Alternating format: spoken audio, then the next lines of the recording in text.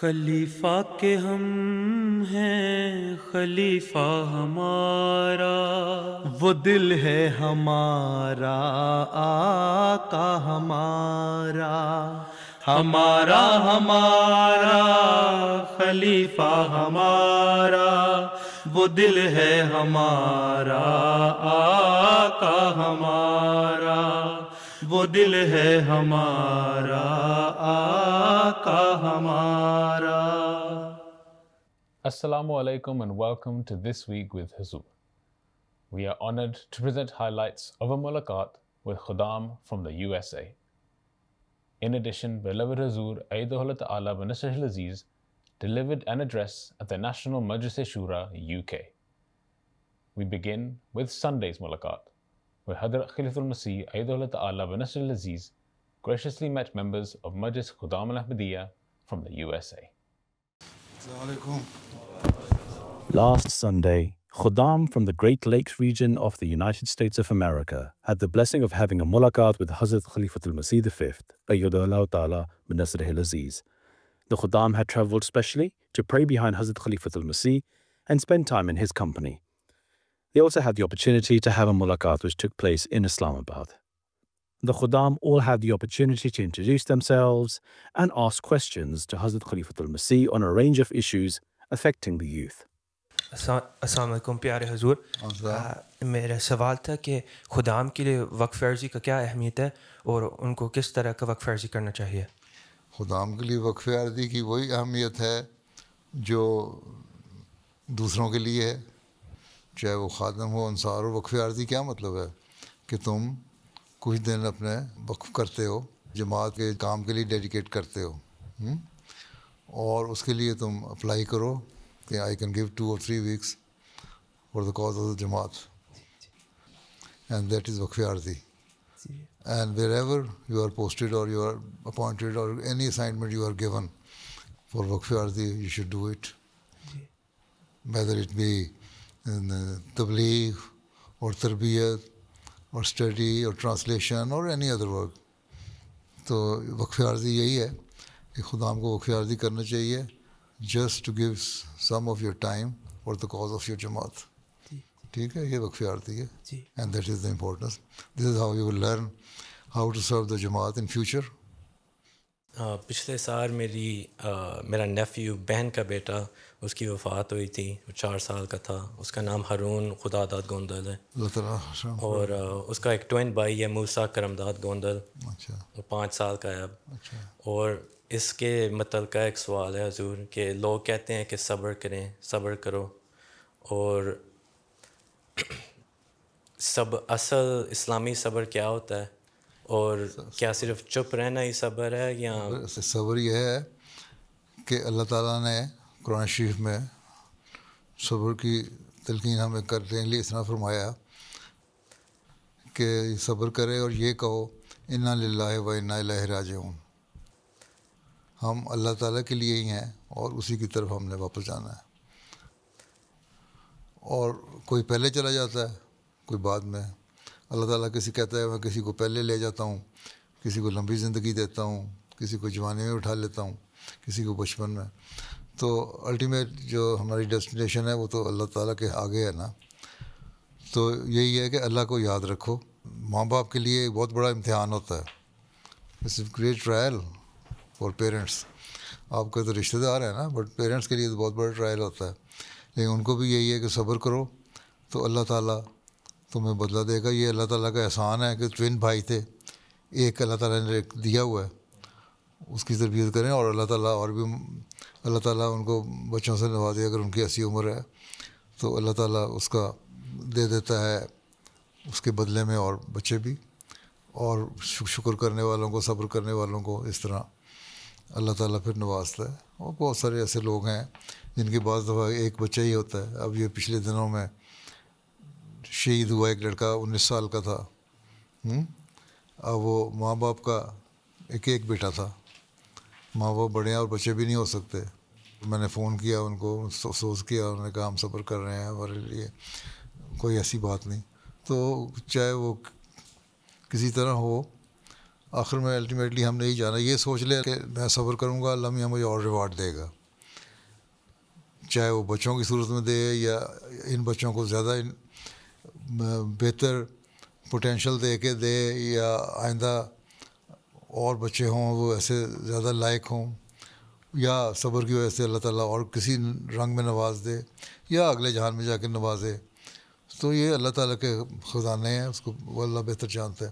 لیکن یہ کہنا کہ رونا نہیں آتا، صدمہ نہیں ہوتا، یہ غلط ہے. صدمہ بھی ہوگا، رونا بھی آتا ہے، لیکن اگر اللہ کی خاطر اس کو برداشت کر لے انسان اس کو اور واویلا نہ کرے تو پھر اللہ تعالیٰ ریوارڈ دیتا ہے.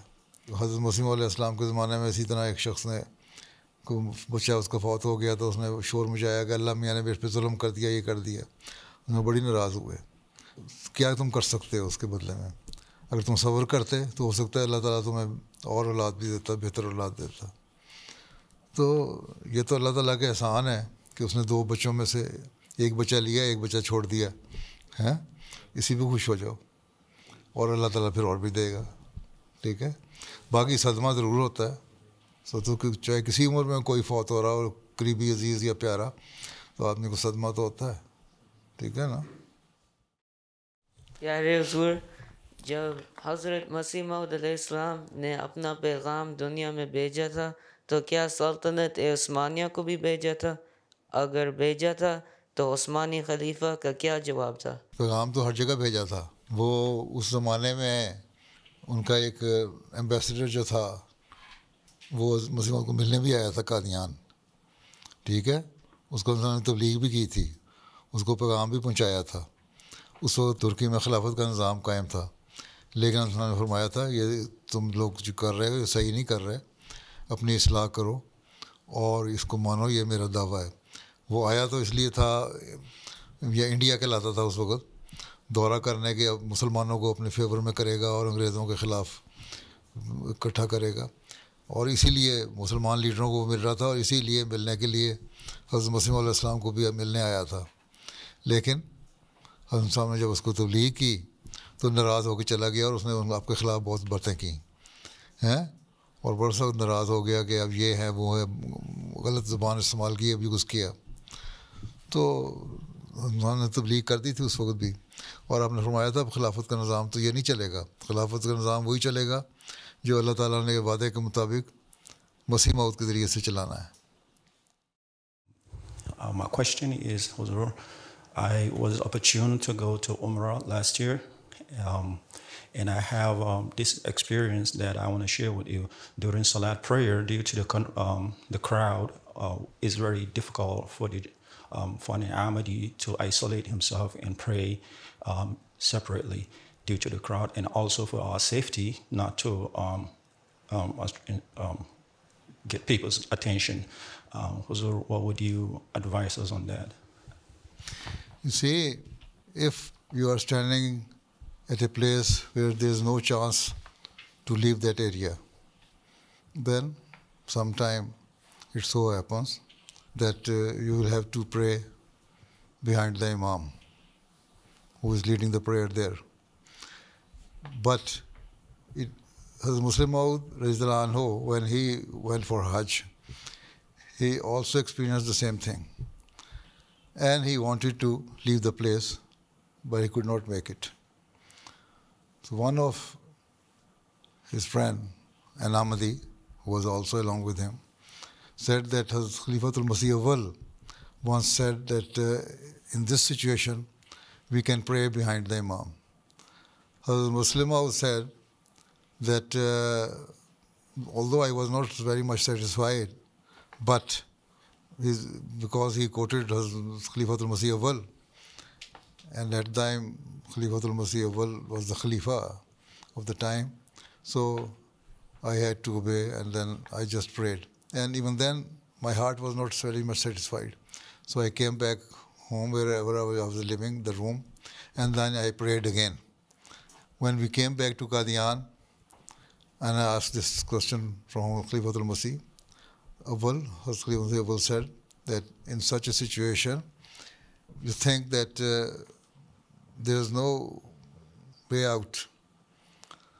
and people's eyes are on you.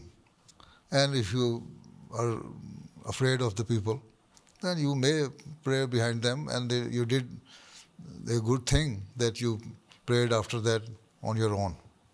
So that should be our reaction. But there are quite a number of Ahmadis who go there as groups, and there are quite a number of groups there. I have never been there, but people told me that there are quite a number of groups, and they have been offering their prayers separately, different sects and different school of thought people, right? So in this way, Ahmadis also pray sometimes separately. They try to manage the situation in such a way that they reach the place at a different time, and then they will offer their own prayer there. But if you are alone, then that was the situation of the Khalifatul Masih Sani, as Mirza Bashiruddin, who experienced, and I have told you. Okay? My question is that as a young architect, how can I help prepare in a meaningful way for rebuilding the world? Being an architect, you should try to design, if you are trying to help the world or the Jamaat. So you can design some low-cost houses, some low-cost buildings of hospitals, with all the provisions available there. And you can design yourself. You have a fertile brain, so you can design. How can you make a place where you can build a hospital with less price, but with all the available facilities? So you should think how you can make it, right? We are building quite a number of clinics and hospitals in Africa, and we have been sending architects and engineers from here, and they have designed very good hospitals and clinics there at a very low cost. If it is given to an ordinary architect or a construction company, that will cost us millions of pounds and dollars. But we build them in only $50,000, $100,000, or some few $100,000. So this is how we should work. How can you help the Jamaat? How can you help the poor countries? How can you help the poor people? ठीक है? हुजूर वो हमारे कुछ लड़कों में नज़र आता है, ख़ास तौर पे अतफ़ाल में लेकिन खुदा में भी, कि वो मगरबी मुआशरे से मुतासर हो जाते हैं। वो उनकी जो बातचीत है, जो चाल चलन है, वो इधर के लड़कों जैसी हो जाती है। उनकी ज़बान भी गंदी हो जाती है कभी कभार। उसका खुदा मलम दे कसूर है, हो जाती है तो सही तरबियत करें, उनको साथ अपने अटैच करें बचपन से ही। अतफ़ाल पहले तो वालिदैन का कसूर है, जमात का। जमात को चाहिए और वालिदैन को चाहिए कि पेरेंट्स को चाहिए कि अपने बच्चों को अपने साथ, जिस पर मैं बेशुमार दफ़ा मैं कह चुका हूँ, अपने साथ अटैच रखेंगे माँ बाप, तो बच्चे होंगे 15 साल की उम्र तक तो बच्चे सही रहते हैं। जवानी में जब जाते हैं तो जब दाढ़ी निकल आती है फिर कहते हैं हम इंडिपेंडेंट हो गए, now we are 18 years of age। So किसी और को हमारी अमल पे दखल अंदाजी नहीं करनी चाहिए। तो ये चीज़ें तो हैं तरबियत की। 15 साल तक तरबियत होती है। फाल दिया कि बड़े होकर भी अटैच रखें, फिर माँ बाप को रखें। तो ये बचपन की तरबियत जो है, इस बारे में बेशुमार दफ़ा मैं कह चुका हूँ, हैं वो निकाल के छोटे छोटे हवाले, हदीस के हवाले, कुरान के हवाले, अज़मसनों के हवाले, खुलफा के हवाले बच्चों की तरबियत करने के लिए दिया करो। खुदा में छोटे छोटे क्लिप्स निकाल के दिया करो सोशल मीडिया पर। अपने जो वेबसाइट बनाई है खुदा में, ताकि वो अटैच रहें जमात के साथ। ठीक है, बाकी थोड़ा बहुत फ़र्क तो इन्फ्लुएंस होता ही है माशरे का, उसी से बचाना है तुम लोगों ने। यही चैलेंज है हमारे लिए, बहुत बड़ा चैलेंज है यही। ठीक है, इतने बड़े बैठे हो माशाल्लाह, तो सारे इस चैलेंज को कबूल करो। ठीक जी सर, जज़ाकल्लाह। As the Mulaqat concluded, the Khuddam also had the opportunity to have a picture with Hazrat Amir al-Mu'mineen. A day earlier on Saturday, Hazrat Khalifatul Masih delivered a faith-inspiring address to the delegates of the National Majlis-e-Shura of Ahmadis UK. Hazrat Khalifatul Masih delivered the address from the MTA studios in Islamabad, whilst the Shura delegates had gathered at the Battle Fatu Mosque in London. Hazrat Amirul Mu'mineen also addressed delegates in Canada and Belgium who were also convening their annual National Majlis-e-Shura. During the address, Hazrat Khalifatul Masih highlighted the essential importance of humility and overcoming one's ego.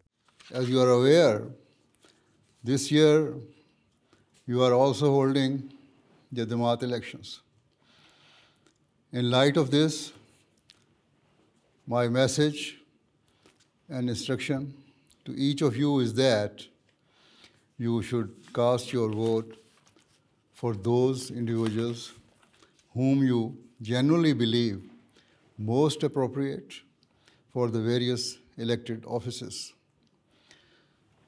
Never let the bonds of personal ties or friendship cloud your judgment or take you away from justice. Indeed, always remember that the basis of our every act or deed should be taqwa. Otherwise, the very purpose for which this shura has been convened will remain unfulfilled, as will the objectives of being an Ahmadi. When Hazrat Muslim Maud radhiyallahu anhu established the institution of Majlis-e-Shura in our Jamaat, only a few decades had passed since the time of the Prophet Messiah al-Islam. As a result, many delegates in those early shuras were not born Ahmadis, but had taken bath later in life. Today, as well, with the grace of Allah, there are many Ahmadis around the world who have taken the bath in recent times. Indeed, within this assembly of your Majlis-e-Shura are some converts to Ahmadiyyat. Thus, upon establishing the institution of Majlis-e-Shura, Hazrat Muslim Maud radhiyallahu anhu bequeathed to us a profound and comprehensive chest of guidance, wisdom, and instructions through various speeches and discourses. Each underscored the true essence and status of Majlis-e-Shura and the sanctity of its proceedings. These invaluable addresses have been compiled and published by the Jamaat in the form of books. Certainly, all members of Majlis-e-Shura and office bearers should read it so that they may come to understand the immense magnitude and weight of their responsibilities. I think they have not yet been translated into English. Whenever they are translated, they should try to get benefit from it. But those who can read Urdu should read these books. Drawing benefits and insight from his blessed guidance, I shall now present some fundamental principles that ought to resonate within the hearts and minds of every member of the Majlis-e-Shura at all times. Time and again, as Muslim Maud radhiyallahu anhu stated that the supreme aspiration and foremost priority for every member of the Majlis-e-Shura must be to attain the pleasure of Allah. In reality, only if a person's true objective is to gain Allah's love can they present their views or opinions with absolute integrity, unwavering justice, and free from all forms of self-interest. Fundamental to gaining Allah's love is sacrifice. In this regard, on one occasion, as Muslim Maud said, all of us to a lesser or greater extent, have sacrificed our relationships, friendships, desires, wishes, opinions, and intentions for the sake of gaining the love of Allah, the Almighty. However, he cautioned that even those who have offered certain sacrifices in pursuit of Allah's love are not immune to negligence or weakness. He warned that if, God forbid, one deviates from the path of Allah, they risk severing their connection to Him altogether. All the while, the world would offer no solace or compassion. Rather, it would view such a person with anger and disdain. From both a spiritual and worldly perspective, such person would be cut adrift. During the address, Hazrat Amir al-Mu'mineen also spoke in Urdu for those Ahmadis who speak that language. پس اس سال جیسا کہ میں نے کہا عہدیداروں کے انتخاب کا بھی سال ہے جو نئے منتخب ہوں گے یا ہوئے ہیں یا ہو رہے ہیں.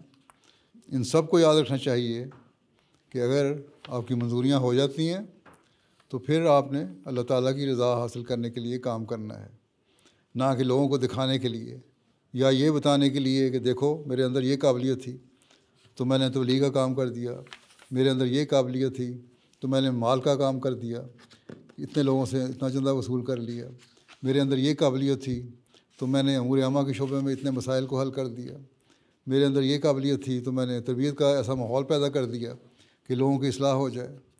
اگر یہ بات ہے تو اس کا کوئی فائدہ نہیں.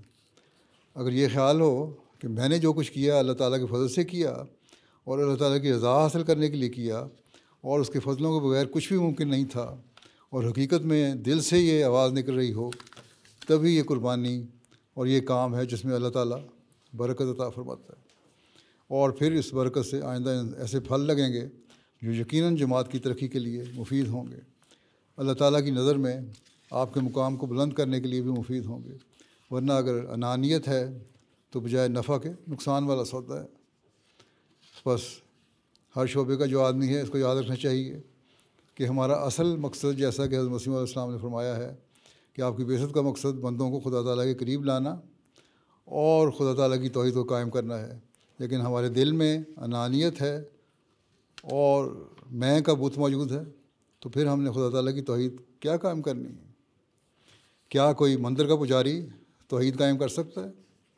اگر ہمارے نفسوں میں باقی ہے تو ہم بھی کچھ نہیں کر سکیں گے. بس جب تک ہمارے دل کے اندر مندر میں کا بت یا انانیت کا بت ہے, ہم خدا تعالیٰ کی توحید قائم نہیں کر سکتے.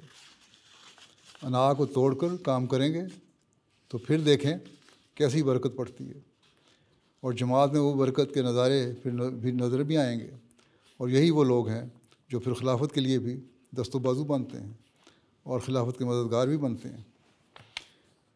عہد کریں کہ ہم اپنی زندگی میں جو بھی خدمت ہمارے سپرد کی جائے گی, جو بھی کام سپرد کیے جائیں گے, چاہے وہ عہدیدار کی حیثیت سے یا نائب عہدیدار کی حیثیت سے یا کسی بھی حیثیت سے, اس کو چلانے کے لیے ہر طرح تیار ہے. ہمارے سپرد جو خدا تعالیٰ نے کیا ہے یا جماعت کی طرف سے یا خلیفہ وقت کی طرف سے جو کام بھی سپرد کیا جائے گا, اس کو یہی سمجھنا ہے کہ یہ خدا تعالیٰ کا کام ہے اور خدا تعالیٰ کی خاطر ہم نے کرنا ہے. بس جب یہ سوچ رکھیں گے تو پھر ہماری کامیابی ہے. اور یہ عہد کریں کہ میں اس طرح خدا تعالیٰ کی رضا حاصل کرنے کے لیے ہر قربانی کے لیے تیار ہوں, نہ کہ اپنی انانیت کو قائم کرنے کے لیے. As the address concluded, Hazrat Amir al-Mu'mineen led the delegates in a silent prayer.